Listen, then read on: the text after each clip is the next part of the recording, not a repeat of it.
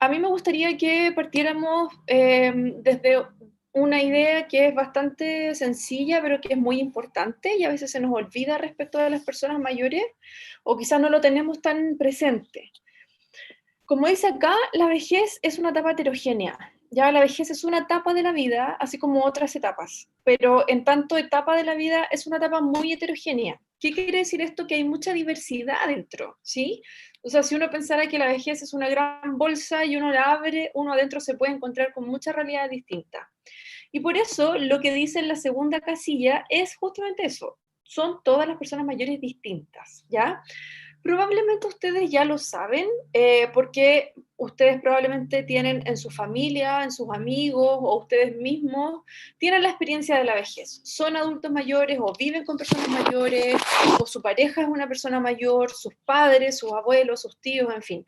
Cada uno de nosotros tiene a nuestro alrededor personas mayores. Y esto lo puede ver en carne propia, ¿no? Que son todos distintos. Uno dice hay unos más activos, otros más pasivos, unos más independientes, otros que están a lo mejor buscando más afecto, otros buscando más compañía, pero son todos distintos. Entonces, todas las personas mayores son tan diferentes como diferentes somos todos nosotros. Lo que pasa es que a veces habitualmente tenemos muchos estereotipos respecto de lo que es ser persona mayor, entonces los metemos todos en un mismo saco, pero si nosotros pensamos en el resto de las personas, en las distintas etapas de la vida, nosotros en realidad interactuamos con puras personas distintas. Y parece que cuando llega la vejez perdemos esa distinción y como que a todos se les homologa de acuerdo a la edad, de acuerdo al aspecto físico, de acuerdo a la jubilación, etcétera, ¿sí? Entonces, me gustaría que durante toda la conversación de hoy día tuviéramos esto en consideración, porque claro, yo puedo hacer algunas, puedo señalar algunos aspectos de aquellas realidades que son más prominentes, pero si ustedes tienen una realidad que es distinta y la quieren expresar o quieren plantear sus dudas desde esa realidad, bienvenido sea, porque justamente esa es la idea, poder incluso visibilizar que hoy día las personas mayores están viviendo la realidad del COVID desde distintos escenarios, desde distintas historias de vida, desde distintas personalidades, con diferentes recursos, etcétera. Entonces, teniendo consenso respecto de esta idea de base de que la vejez es una etapa heterogénea y por lo tanto todas las personas mayores son distintas, también es importante que entonces llevemos esto a la práctica, ¿no? ¿Y qué quiere decir que sean distintas? Bueno, la mayor parte de las personas mayores en nuestro país son autovalentes, como dice acá. ¿Qué quiere decir esto? Que no necesitan ayuda de nadie para realizar las actividades de la vida diaria, ¿ya? O sea, que se pueden duchar, que se pueden vestir, que pueden salir a comprar, que pueden tener vida social, que pueden hacer todo lo que quieran en la medida en que puedan, porque son autovalentes. Esa es la mayoría de la población mayor en nuestro país, el 85% es autovalente. Hay algunas que viven acompañadas. Sí, hoy día en nuestro país la mayoría de los hogares chilenos cuenta con al menos una persona mayor. Por lo tanto, es muy probable, como decía al inicio, que en nuestros hogares contemos con personas mayores, vivamos con personas mayores. También hay un porcentaje importante que vive sola, y esto también vuelve a reflejar nuestra idea de la heterogeneidad. Ha aumentado el número de hogares que están compuestos solo por una persona mayor, a lo mejor nuestros padres, a lo mejor alguno de nuestros padres si es que el otro enviudó, a lo mejor algún amigo, los mismos colegas de la universidad. Puede haber alguna persona mayor en nuestro entorno también que viva sola, eso se ha vuelto cada vez más frecuente. Y va a ser más frecuente en el futuro, ¿no? Porque las generaciones que vienen después somos generaciones que hemos vivido, principalmente que nos fuimos de la casa de nuestros padres para vivir solos, que hemos tenido esa experiencia. Las mujeres en nuestro país están teniendo menos hijos, por lo tanto, la probabilidad de que seamos personas mayores que vivamos solas también es muy alta, por eso también se entiende que vaya aumentando. Pero también hay un número importante de personas mayores que viven en residencias, ¿no? Y hoy día también ha salido mucho a la luz esa realidad a propósito justamente del aislamiento físico, de la cuarentena, de cómo se cuidan las personas mayores al interior de las residencias. En nuestro país viven casi 5.000 personas mayores en residencia desde hace mucho tiempo. Las residencias existen en nuestro país desde hace mucho tiempo, tenemos muchas dificultades en términos de reglamentación, de recursos. Y es una realidad que hoy día se ha visibilizado a propósito del coronavirus, ¿no? Y hoy día uno ve todos los días en los medios de comunicación un nuevo brote aquí, un nuevo brote allá, pero en realidad es una realidad que está hace mucho tiempo, ¿sí? Y que tal como otros problemas que tenemos como país, lo que viene a hacer esto es que lo viene a visibilizar y lo deja más en evidencia. Pero es algo que pasa hace mucho tiempo y pongo el énfasis en esto también porque, claro, a veces podemos alarmarnos un poco por esta realidad, pero lo que también estamos tratando de transmitir desde la universidad y desde el centro es que es súper importante preocuparse por las personas mayores que viven en la residencia, pero es súper importante preocuparse siempre. Y es súper importante tener políticas, tener protocolos, tener medidas para adoptar, tener reglamentos de comunicación con la familia, pero eso tenemos que trabajarlo los 365 días del año, ¿no? Pro- por supuesto que ahora a propósito de la urgencia se hace más saliente. También hay muchas personas mayores en nuestro país que trabajan. Eso también es bastante interesante porque las personas mayores no necesariamente dejan de trabajar.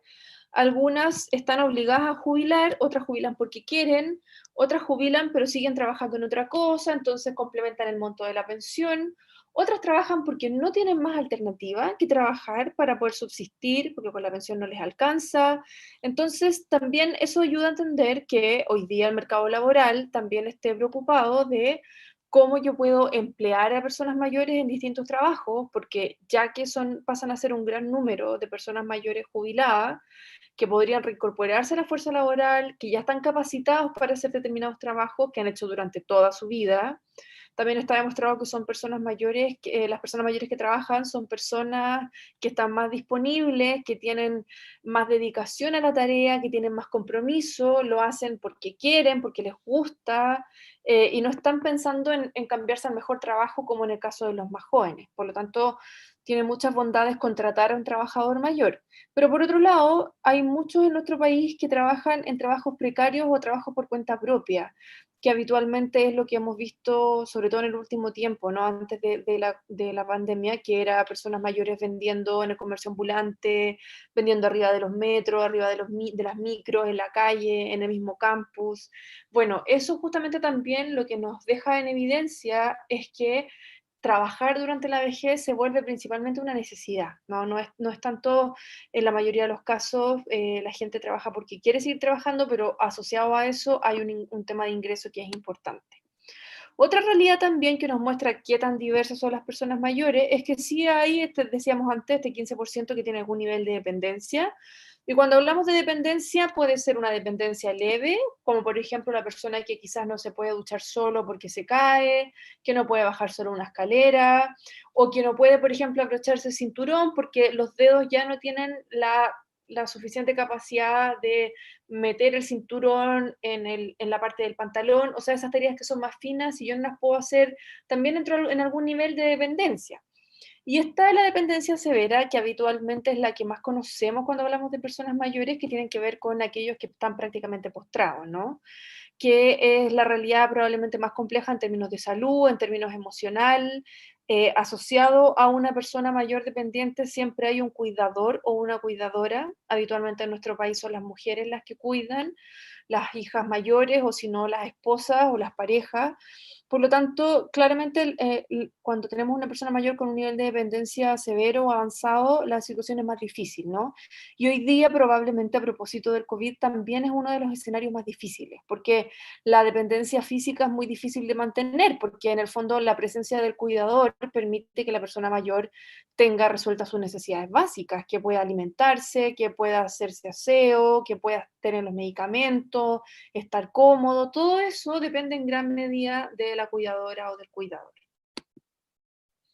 Entonces, en este escenario que ya tenemos el consenso de que puede ser muy diverso, ¿no? Entonces, si yo tuviera que decir, bueno, ¿qué podemos recomendar frente a esto? ¿Qué es lo que nosotros podemos hacer? ¿Cómo, si algunos de repente nos sentimos atados de mano, decimos, bueno, parece que esto no termina nunca? ¿Qué es lo que podemos hacer para acompañar a las personas mayores? Y es muy bueno este término de acompañar porque no podemos tomar decisiones por ellos, tenemos que respetar su autonomía, tenemos que respetar que son personas de derechos y a veces nos pasa que uno dice, uy, no me obedece, no me hace caso, me gustaría que me hiciera caso, me gustaría que hiciera lo que yo le digo.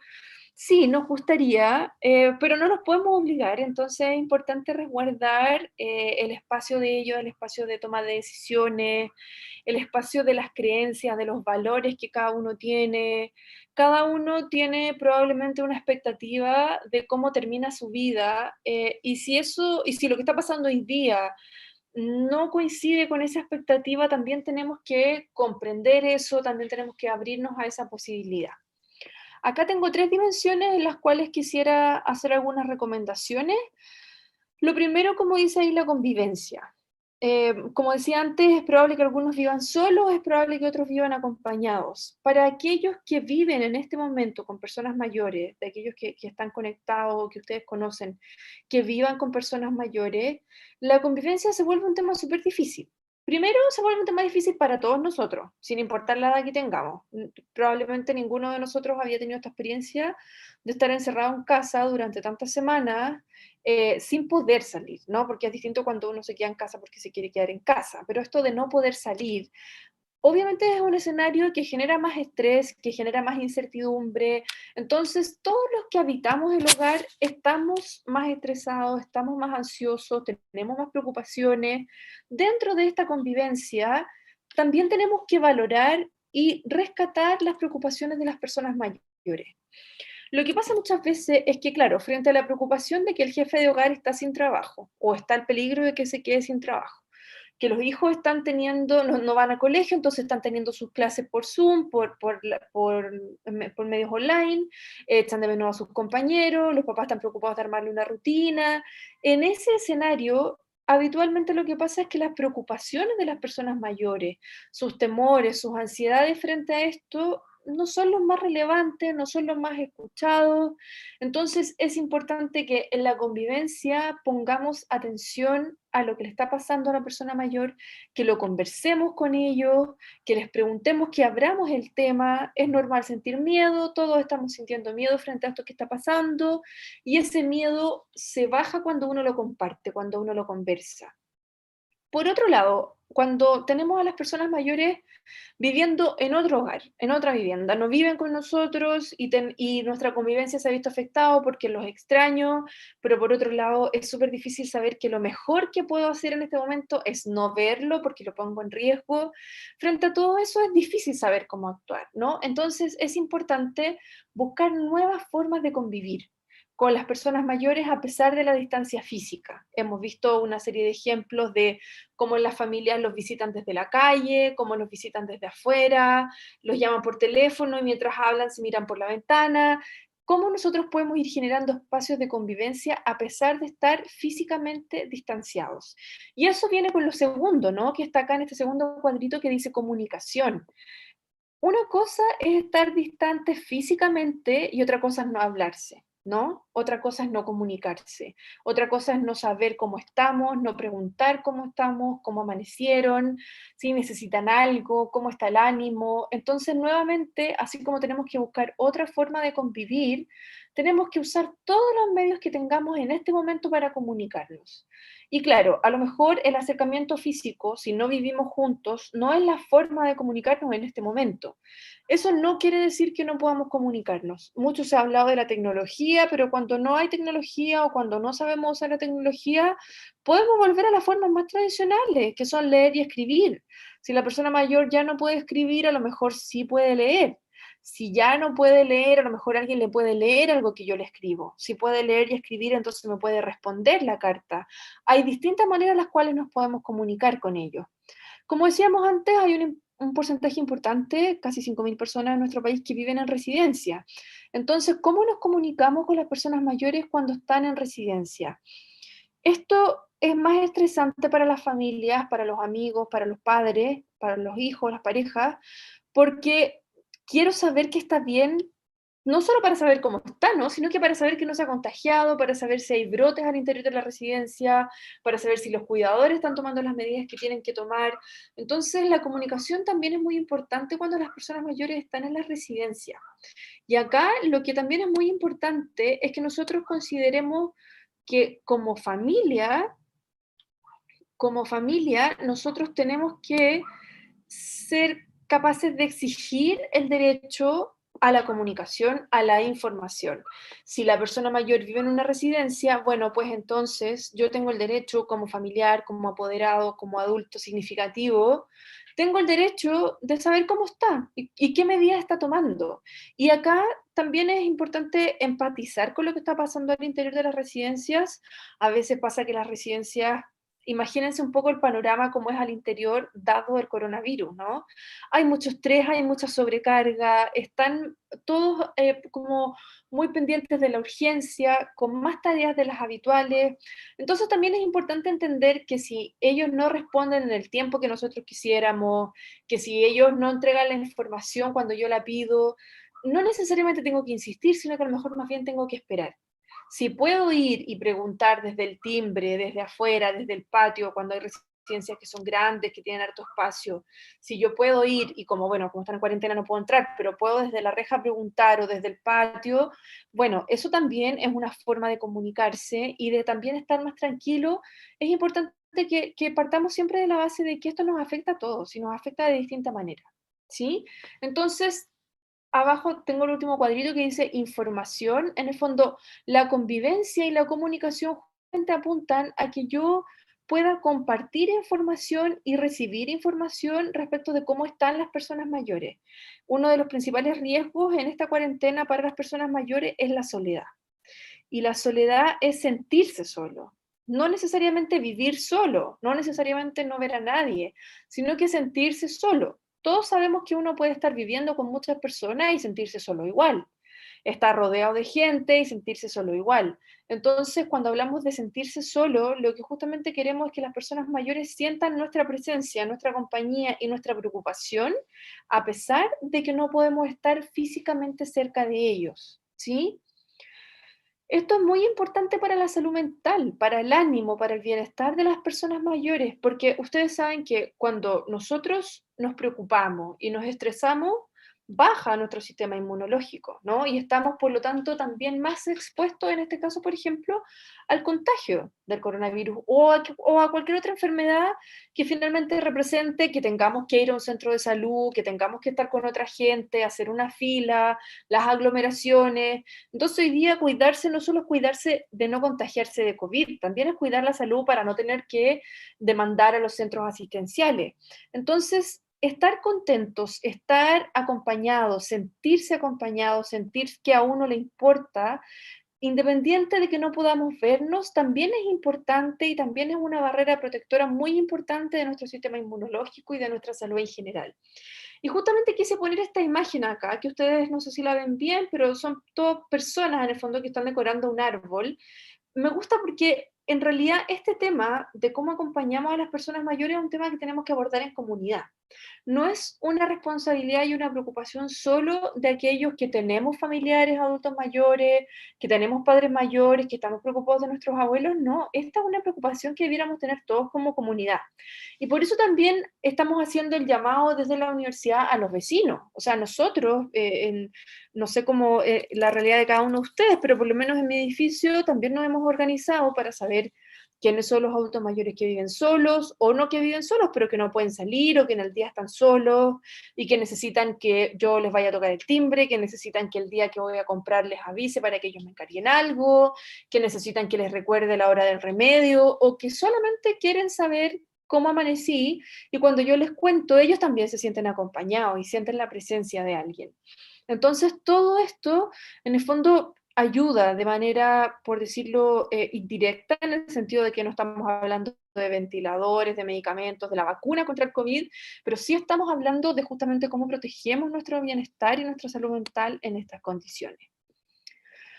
Dos consideraciones más que son importantes y que hoy día se ven alteradas con esto del COVID, ¿no? Primero, el tema de las rutinas.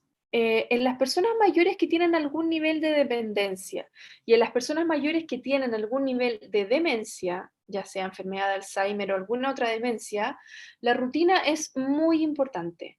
Para todos nosotros la rutina es importante, eso no cabe duda. Y también se nos ha recomendado mucho en el último tiempo que a pesar de que estamos en la casa, cada uno de nosotros pueda seguir una rutina, ¿no? Yo también le digo a los estudiantes, chiquillos, cuando lleguen a la clase en la mañana, ya cámbiense ropa, dúchense, tomen desayuno, porque eso les ayuda, ¿no? A estar más concentrados.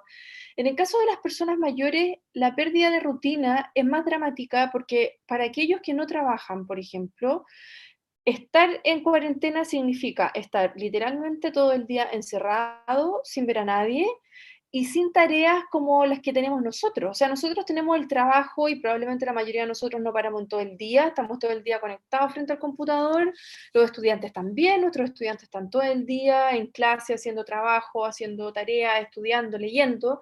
Entonces, igual uno está encerrado, pero tiene una rutina, tienes una estructura que te ayuda, que te controla los tiempos, que te marca los tiempos. Para las personas mayores es distinto, porque si ellos en vez de levantarse a las 8 se levantan a las 11, en la mayoría de los casos no pasa nada. Y eso rápidamente los lleva a la nostalgia, a la frustración, a pensamientos negativos, a ideas reiterativas sobre lo difícil que es esto. Y si además están con el televisor encendido, viendo y escuchando matinales toda la mañana, el número de contagios, cuánto sube, cuánto baja, más muertos, menos muertos, o sea, claramente en ese panorama de no tener una rutina, de no tener otras actividades y además estar recibiendo esa cantidad de información, es muy perjudicial. Y puede ser tan perjudicial como contagiarse de COVID. Entonces, por eso también ponemos el énfasis en que cada uno de nosotros puede contribuir a que las personas mayores que nos rodean, sean familiares o no, tengan una rutina, ¿no? Me han puesto el ejemplo varias veces de personas que le llevan el diario a sus padres cuando viven cerca o que se los mandan a dejar con alguien, con algún amigo que vive más cerca. Eso, por ejemplo, ayuda mucho, porque a las personas mayores les gusta mucho leer el diario. Hay personas mayores que están sufriendo porque no pueden salir a comprar el diario. Y aún así lo intentan. Mi tata todavía lo intenta y cada cierto tiempo dice, yo voy a salir hoy día y voy a ir a comprar el diario porque ya no aguanto más. Entonces, en el fondo, generar eso en ellos, ese gesto, también les ayuda, les da una motivación. Ellos saben que levantándose en la mañana van a recibir el diario, que se van a poder informar. Lo mismo las llamadas telefónicas. Nosotros podemos contribuir a que las personas mayores hoy día tengan una rutina a pesar del aislamiento, ¿sí?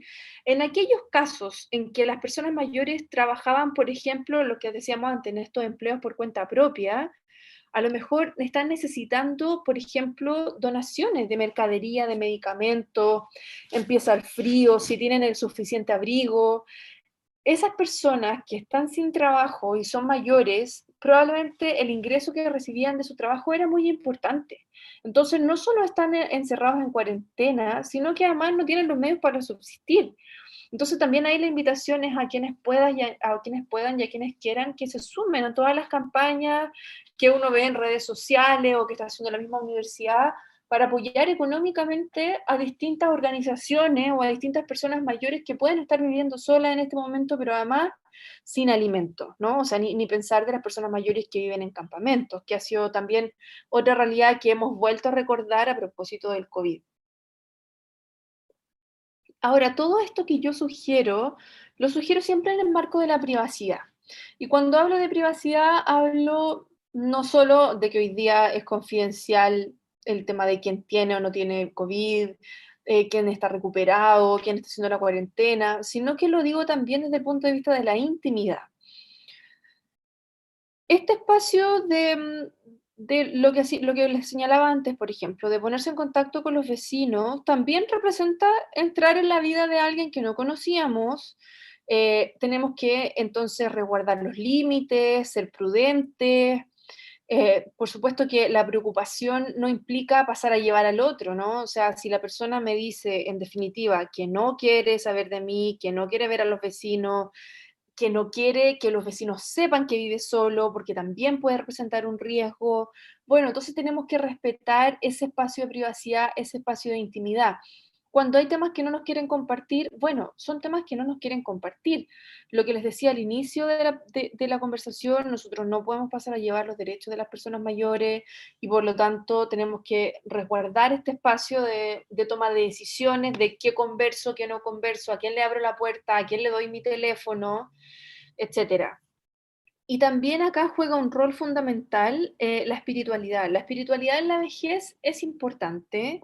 Esto también está demostrado a través de las investigaciones, porque finalmente las personas mayores tienen un sentido del tiempo que es distinta. Se sienten, por así decirlo, más proyectados hacia el final de la vida y eso los pone en una posición en que miran mucho hacia atrás, hacen un chequeo de lo que ha sido su vida, hacen un balance de las cosas que han logrado, de las cosas que les gustaría hacer todavía, del futuro que viene. Entonces, en esa posición, la espiritualidad y las creencias respecto de qué es lo que yo quiero lograr en este mundo, qué cosas me gustaría resolver o lograr hacer antes de fallecer, cómo me gustaría que se relacionara mi familia, en qué cosas creo, si pertenezco a alguna religión, qué religión practico, cómo me relaciono con la comunidad religiosa. De hecho, justamente una de las grandes dificultades hoy día también para las personas mayores es que la gran mayoría participa de alguna comunidad religiosa. La mayoría participa de sus parroquias, de hecho son los participantes más activos de las parroquias. También son las personas que habitualmente son voluntarios, están a cargo de las colectas. Entonces, hoy día, ellos que no pueden realizar esta acción en el espacio público necesitan que seamos otros los que tomemos esta posta y que entonces seamos otros los que vayamos en ayuda y en apoyo de estas personas de la comunidad, de estos vecinos, de estos miembros de la parroquia, en el fondo, desde los valores, desde las creencias que cada uno tiene y desde el valor que le damos también a lo espiritual, también es importante encontrar ese espacio de ayuda. De hecho, en algunas residencias, por ejemplo, poder llevar un espacio de oración, un espacio de reflexión, un espacio de meditación, es súper importante tanto para los residentes como para los equipos al interior de la residencia.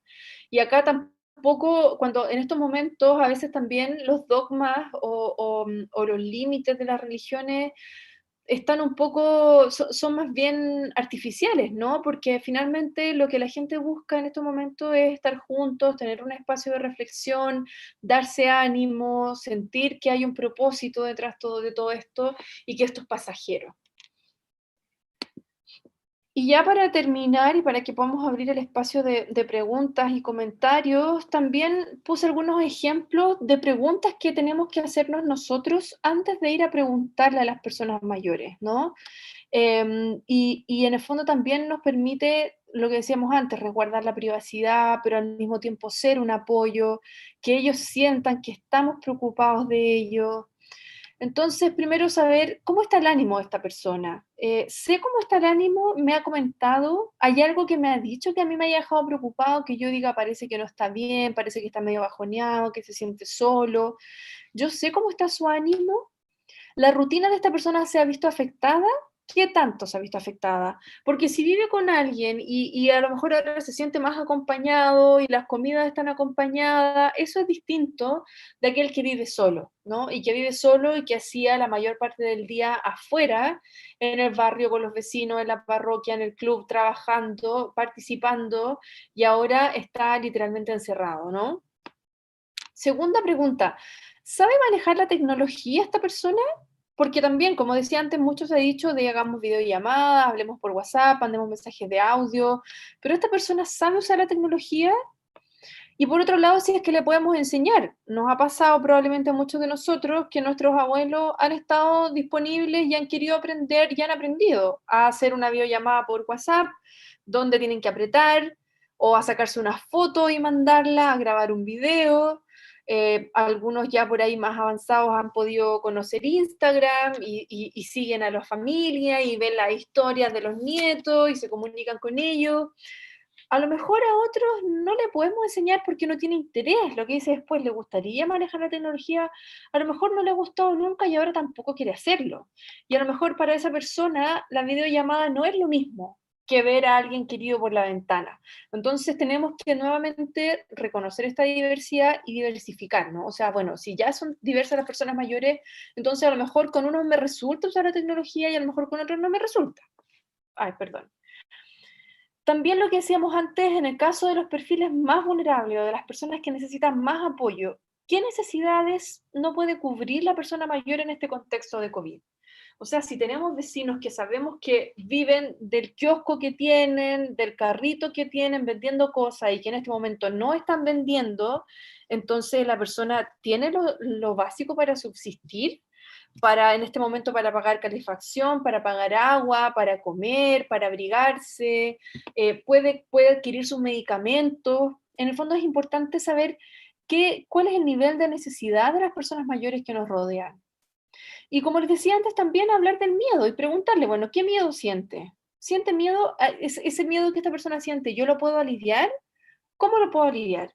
Conversándolo, haciendo énfasis en que esto es pasajero, evitando los mensajes alarmistas, evitando la sobrecarga de información, evitando los discursos que son también tan catastróficos, porque también se ha instalado mucho en los medios de comunicación un discurso respecto de que si hay alguien que va a morir en este escenario son las personas mayores y no hay nada que podamos hacer. Entonces, desde ese punto de vista, o sea, con esa configuración del problema, claramente que suena bastante catastrófico y si yo fuera persona mayor probablemente también entraría en pánico, ¿no? Pero claro, cuando uno empieza a informarse más y empieza a leer y empieza a darse cuenta que en realidad no es tan así. Por eso es importante a veces medir la cantidad de información para justamente no hacer crecer estos temores, que son naturales, que es muy normal que los estemos sintiendo todos nosotros, no solo las personas mayores, pero que, como decía antes, nosotros tenemos una estructura en el día a día que nos contribuye a que nosotros podamos seguir funcionando en distintos ámbitos. Y porque además desempeñamos distintos roles, madres, hijas, hermanas, trabajadoras, profesionales, asistentes, parejas, amigas. En cambio, las personas mayores van cada vez, ven disminuidos sus roles, porque lamentablemente vivimos en una sociedad que ejerce mucha discriminación por edad. Entonces los roles para las personas mayores no son tantos. Y hoy día, a propósito del COVID, estos roles se ven disminuidos. Bueno, con eso quería terminar.